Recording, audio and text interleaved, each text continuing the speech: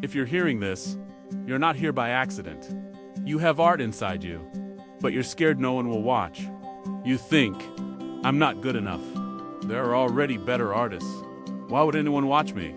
But here's the truth. You don't need to be the best. You just need to start. Every big art YouTuber started with zero. No audience. No perfection. Just one decision: to upload. Step 1. Choose your style. Don't try everything.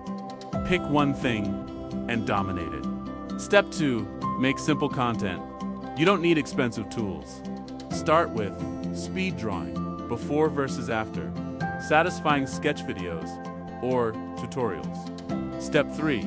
Use what you have. Your phone is enough. Good lighting, clear angle. That's it. Step 4. Consistency, not motivation. Not talent. Consistency builds channels. That first like, that first comment, it changes everything. So stop waiting. Pick up your pencil and start today.